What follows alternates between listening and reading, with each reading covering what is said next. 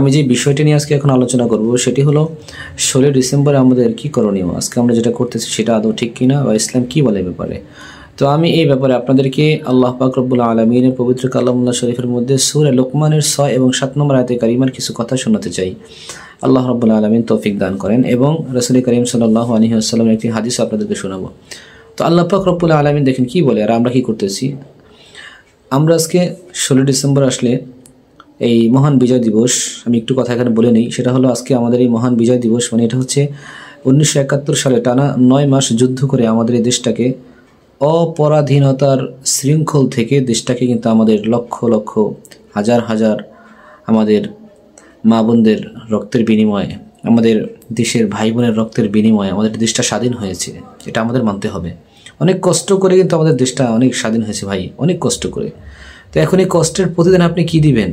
এই যে মানুষগুলো দেশের জন্য শহীদ হলেন, আপনার এখন কি করণীয়? আপনি আজকে গান বাজাইতেছেন, বিভিন্ন জায়গায় অনুষ্ঠান করতেছেন, হ্যাঁ আপনি এগুলো করবেন, এটা তো ইসলাম শিখায় না। একজন মানুষ মারা গেলে তার জন্য পারলে কোরআন পড়ে হাদিয়া পৌঁছান, ইসলামের সবের উদ্দেশ্যে নামাজ পড়েন, রোজা রাখেন, বিভিন্ন তাসবিহ তাহলিল পড়েন, দান সাদাকা করেন, এগুলো করেন, এটা তো ফায়দা হবে। কিন্তু এগুলো কি করতেছি আমরা? দেখেন আমরা যেটা করতেছি এই ব্যাপারে আল্লাহ পাক কোরআনে কি বলতেছেন। সূরা লোকমান আয়াত নম্বর 7, 6 নম্বরটাকে বলি। সূরা লোকমান আয়াত নম্বর 6 আল্লাহ পাক বলতেছেন, অমিনান নাসি মান ইয়াশতারি লাহুল হাদিস লিয়ুদিল্লা আন সাবিলিল্লাহি ওয়া ইয়াত্তাখিযুহা হুজওয়া উলাইকা লাহুম আযাবুম মুহিন। আল্লাহ পাক জানাইতেছেন মানুষের মধ্য থেকে এমন কিছু মানুষ যারা মাইয়াশতারি, যারা ক্রয় করে নেয়, মানে কিনে নেয়, যারা কিনে নেয় লাহুল হাদিস অর্থাৎ অনর্থক কথাবার্তাকে, কিসের জন্য? লিউদিল্লা আন সাবিলিল্লাহ, যাতে করে সে আল্লাহর পথ থেকে বিচ্যুত হতে পারে। ওয়াত্তাখিযুহা হুজওয়া, এবং তারা আল্লাহ পাকের হুকুমগুলোকে ঠাট্টা বিদ্রুপ রূপে গ্রহণ করে। নাউযুবিল্লাহ। আল্লাহ বলেন উলাইকা লাহুম আযাবুম মুহিন, তাদের জন্য রয়েছে যন্ত্রণাদায়ক, না অবমাননাকর, মুহিন শব্দের অর্থ হচ্ছে অবমাননাকর শাস্তি তাদের জন্য আল্লাহ পাক প্রস্তুত করে রেখেছেন। নাউযুবিল্লাহ। এখন এখানে আমাদের কয়েকটা বিষয় বোঝার আছে। এক নম্বর হচ্ছে, প্রথম বলেছেন লাহুয়াল হাদিস, যারা অনর্থক কথাবার্তা কিনে নেয় আল্লাহর পথ থেকে বিচ্যুত হওয়ার জন্য।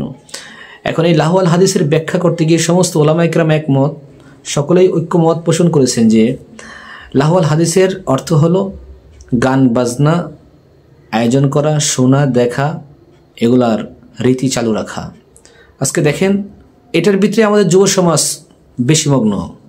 আজকে রাস্তার মোড়ে মোড়ে বক্সের সাউন্ডের আওয়াজে, বিশেষ করে যে 16 ডিসেম্বরে বাজায় এরকমটাই নয়, দেখবেন গায়ে হলুদ থেকে শুরু করে বিবাহের মতো একটা পবিত্র কাজ সেখানে, এরপরে কোনো পিকনিকে গেলে, এরপরে বিশেষ কোনো তাদের অনুষ্ঠান করলে, এরপরে স্কুল যখন বিদায় হয়ে যায় বিদায় অনুষ্ঠান, মানে এক কথায় বিভিন্ন যুবকদের যে অনুষ্ঠানগুলো হয় এতে তাদের যে বক্সগুলো তারা বাজায়, গান বাজায়, এইটাকেই উদ্দেশ্য করেছেন লাহুয়াল হাদিসের ব্যাখ্যা করতে গিয়ে সমস্ত উলামা ইকরাম। এবং বলেছেন যারা আল্লাহ পাকের হুকুমকে ওয়াত্তাখিযুহা হুজওয়া, আল্লাহ পাকের হুকুমকে তারা গ্রহণ করে কি ঠাট্টা বিদ্রুপ রূপে। এখন আপনি বলেন যে আমি ঠাট্টা বিদ্রুপ রূপে গ্রহণ করি না, তাহলে তো আপনি মানতেন। এই কথাটার যদি আপনার সঠিক প্রমাণ দিতে যান তাহলে আপনি তো আল্লাহর হুকুমগুলো মানতেন। যেহেতু মানতেছেন না, তাহলে বোঝা গেল অবশ্যই আপনি এটাকে ঠাট্টা বিদ্রুপ করতেছেন। তো আল্লাহর জন্য বলতেছে উলাইকা লাহুম আযাবুম মুহিন, তাদের জন্য রয়েছে অবমাননাকর শাস্তি। এর থেকে আমরা কেউ বাঁচতে পারবো না। এই জন্য মেরে ভাই, যুবকদেরকে বিশেষ করে আমি বলবো তোমরা এই গুনাহ থেকে বেঁচে যাও। সূরা লোকমানের 7 নম্বর আয়াতে কারিমার ভিতরে আল্লাহ পাক রব্বুল আলামিন বলতেছেন, ওয়া ইযা তুতলা আলাইহি আয়াতুনা, যখন তাদের সামনে আমার আয়াতে কারিমা তেলাওয়াত করা হয়, ওয়াল্লা মুস্তাকবিরা, তখন তারা দাম্ভিকতার সাথে, অহংকারের সাথে তারা মুখ ফিরিয়ে নেয়। কাআল্লাম ইয়াসমাআহা, যেন তারা শুনেই নেয়, এরকম একটা অবস্থা দেখায়।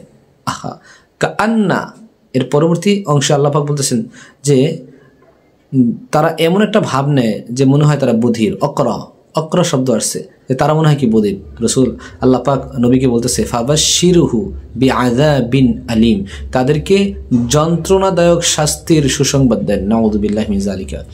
তো মুহতারাম হাজরিন, আমি যে কথাটা বোঝাইতে চেয়েছি মূলত যে আজকে কোরআনের বিধান থেকে আমরা দূরে সরার কারণে, কোরআনের বিধান থেকে আমরা অনভিজ্ঞ হওয়ার কারণে এই ব্যাপারে কিছু না জানার কারণে আজকে আমাদের অবস্থাটা এরকম। কোরআনি জ্ঞান যদি আমাদের মাঝে থাকতো তাহলে আমরা আজকে এগুলো করতাম না। এই জন্য আল্লাহর কাছে দোয়া করি, আল্লাহ যেন দেশের ভিতরে কোরআনি শাসন ব্যবস্থা কায়েম করে দেন, আমাদের যুব সমাজকে আল্লাহ তাআলা পরিপূর্ণ কোরআনের সহি বুঝ দান করেন এবং গুনাহ থেকে বাঁচা দেন। বলছিলাম একটা হাদিস নিয়ে আলোচনা করবো, সেটি হলো মান রাআ মিনকুম মুনকারান ফালিয়ুগাইয়িরহু বিয়াদিহি ফাইন লাম ইয়াস্তাতি' ফাবিলিসানিহি।